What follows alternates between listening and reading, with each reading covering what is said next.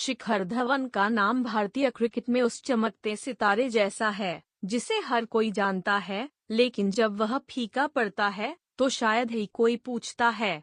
कभी champions trophy में player of the tournament, कभी विश्व कप में भारत के टॉप रन स्कोरर और कभी रोहित शर्मा के साथ सबसे भरोसेमंद ओपनिंग पार्टनर। शिखर का ग्राफ इतना ऊंचा रहा कि गिरावट की कल्पना करना भी मुश्किल था। लेकिन यह क्रिकेट है और यहाँ हर करियर में एक मोड़ आता है। धवन का यह मोड़ तब आया जब ईशान किशन ने 200 रन ठोक दिए और धवन ने अंदर से महसूस किया, अब मेरा करियर खत्म हो गया है। यह शब्द सुनने में जितने सीधे लगते हैं, उतनी ही गहराई छुपी है उनमें। जब एक खिलाड़ी जिसने सालों देश को मैच जिताए खुद कहता है कि उसने किसी को कॉल तक नहीं किया, तो यह सिर्फ एक निर्णय नहीं बल्कि एक मानसिक स्थिति को दर्शाता है। तन्हाई, स्वीकृति और उस सिस्टम पर मौन कटाक्ष जो अपने ही हीरो को बिसरा देता है। शिखर धवन ने कभी कोई दिखावा नहीं किया, न 2018 की इंग्लैंड सीरीज के बाद जब उनका टेस्ट करियर अचानक खत्म हो गया, न 2021 में जब उन्हें T20 वर्ल्ड कप से बाहर रखा गया, और न ही 2022 में जब वनडे इंटरनेशनल में भी उनकी जगह शुभमन गिल और ईशान किशन जैसे युवा चेहरों को दी गई। उन्होंने न तो बीसीसीआई को फोन किया, न ही सिलेक्टर्स से सफाई मांगी। उन्होंने सिस्टम को समझ लिया था, अगर आप मैदान पर नहीं हो तो आपकी अहमियत उतनी ही है जितनी एक पुराने स्कोर कार्ड की। और शायद यही भारतीय क्रिकेट का सबसे असहज सच है। प्रदर्शन की जगह अब ब्रांड वैल्यू और T20 फ्रैंचाइजी की चमक दमक ने ले ली है।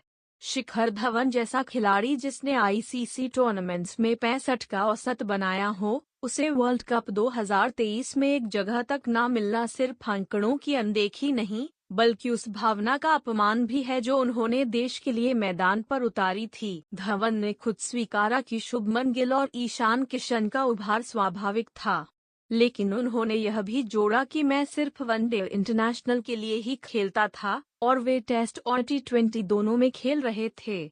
सवाल यह है कि क्या एक खिलाड़ी को सिर्फ इस वजह से दरकिनार कर देना जायज है कि वह केवल एक फॉर्मेट में योगदान दे रहा है? क्या वाकई चयन अब केवल प्रदर्शन पर आधारित है, या फिर उम्र, लोकप्रियता और सोशल मीडिया ट्रेंड्स इसकी दिशा तय करते हैं? धवन ने इस असहज बदलाव को बड़े सहज भाव से स्वीकार किया। मेरा बैट नहीं रुका था उस दिन जब मैंने डेब्यू में 187 मारे थे, लेकिन अब समय बदल गया है। यह लेख सिर्फ शिखर धवन की गिरावट की कहानी नहीं है, बल्कि भारतीय क्रिकेट के उस सन्नाटे की भी दास्तान है जो तब छा जाता है जब कोई खिलाड़ी अपने करियर के अंतिम दौर में पहुंचता है। कोई कॉल नहीं करता, कोई विदाई नहीं होती, बस एक अनकही खामोशी होती है जिसमें खिलाड़ी खुद को समेट लेता है। धवन कहते हैं, मेरे दोस्त आए थे मुझे संभालने, लेकिन मैं तो मस्त था, एंजॉय कर रहा था।